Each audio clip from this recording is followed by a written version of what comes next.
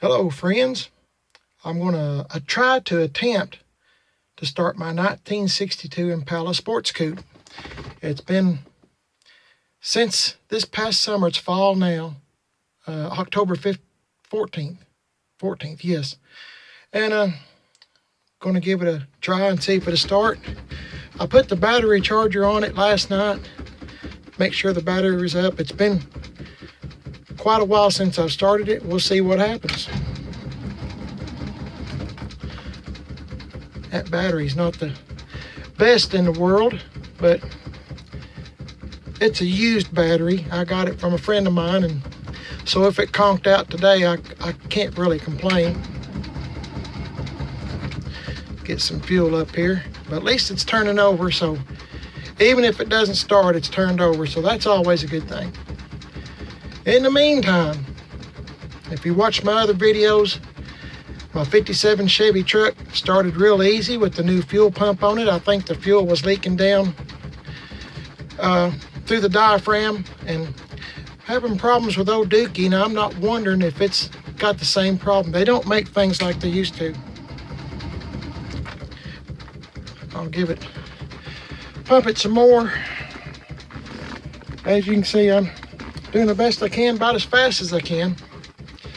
I guess some of y'all might be noticing it's got a 59 Impala steering wheel on it, and that's always been my favorite steering wheel. I just always liked the look of them. So I still have my original 62 Impala steering wheel, but I put this 59 on. I don't know why, I just like them. Oh my goodness, this thing started.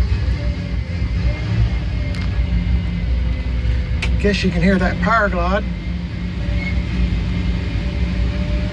It might be a little bit low on transmission fluid. It sits here in this garage, and I'm almost embarrassed to say, I'm ashamed that I don't spend much time with this car. I just don't have time, but I'm hoping maybe sometime soon I'll be able to spend a little bit more time with it and do a few things I'd like to do. One of them being putting these gauges on, because all I have here is in 62 was cold and hot, and of course my cold light has quit again.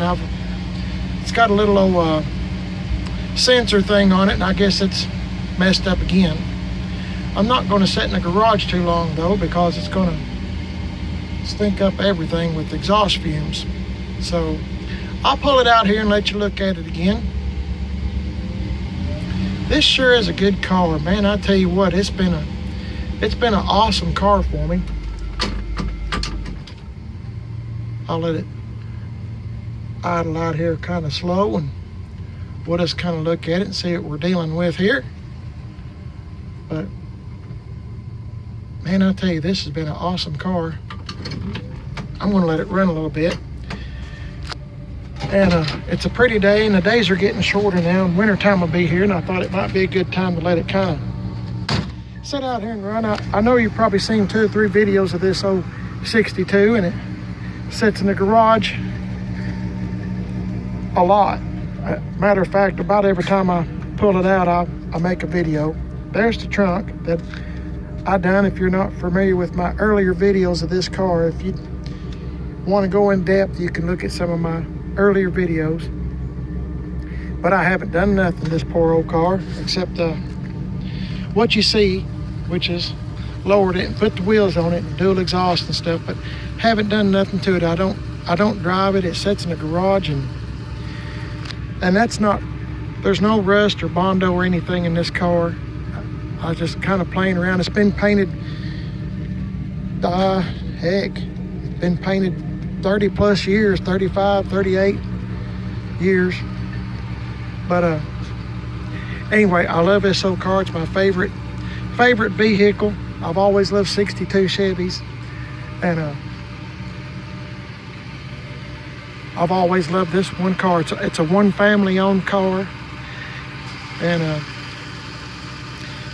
it's just always been in my family, and I'm real blessed to have this car still. And I'm hoping someday real soon, if I can retire, I'm hoping to maybe sell a few of my other projects that I have on my videos. I know it's smoking a little bit, but it's been sitting for a while. It doesn't smoke. The motor's been rebuilt. And the transmission has has the original Power Glide 283 in it. So I'll show you the motor if I can get this hood open. Might have to bear with me for just a minute. Yep, hang on a minute. Okay. This is it. I'd like to someday get it detailed really good. And my uncle that had the car before me, before my grandmother and grandfather actually, then I got it from them. He was a salesman for Life of Georgia Insurance, and he had underdash air put on it, air conditioning. I have all that stuff in one of my buildings out here, but I don't know if I'm going to go that route or just put vintage heat and air on it someday if I get far enough ahead and can sell some of the other stuff that I have. I'd like to just narrow some of my stuff down to maybe just this one or maybe two. I need to polish it up real good. It sits in the garage in the car cover, and as I said, I'm kind of ashamed to even make a video of it anymore. I don't ever spend any time with it, and the wheels need cleaned really bad. I think I said that in the last video actually, but I'm just glad to have it. It's been a really, all these years, when my uncle bought it new in '62, this has just been a really good car. And my uncle, as I said, was an insurance salesman. In case you're new to the channel, I'll give you a real quick update. My uncle was an insurance salesman for Life of Georgia Insurance, and he bought this '62 Impala brand new in North Alabama. That's where my folks are from. And I seen this car and fell in love with it when he got it, and I asked him to save it for me. And my grandmother heard me say that. She come outside and heard me say that. I was 5 years old at the time, and I thought it was the prettiest car I'd ever seen. So here we are today. My grandparents bought it from him after he wore it slap out. I mean, he would get one and drive the wheels off of it. And he did this when it was time for him to upgrade. So he bought a '73 Impala, and drove it. He was a Chevrolet guy. Drove that '73 Impala for his work back and forth, and it was a real good car too. But my grandmother, as I said, heard me say I wanted this car. I thought it was the prettiest car I'd ever seen, and she knew I loved cars and trucks. So here we are today. My grandparents were very rich they were blessed, but with money wise, they were not. They didn't have indoor plumbing. All they had to heat with was a fireplace. They lived out on a farm, and they farmed all their lives. So for them to get this car, buy it and save it for me, just shows how much they love me. And I'm just tickled to death to have it. It's one of those family heirlooms that, you can't never really get rid of it.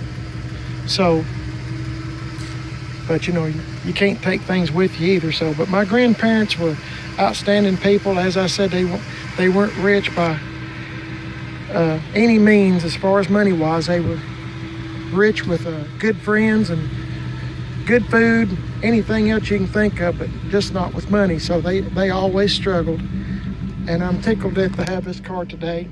Thought I'd give you a little update on it. It's still sitting in the garage, and I'm getting it out to start it. Might put a little fuel stabilizer in it, maybe a little bit of fresh gas, and I just thought while it's a pretty day, I'd let it sit out here and warm up a little bit. I hope you liked the video. If you want to know more about the car, just go back through my videos and you'll see I go a little bit in depth. I don't mean to keep repeating myself, but this is it. And appreciate you looking. Hope you enjoyed it, and I'll see you later.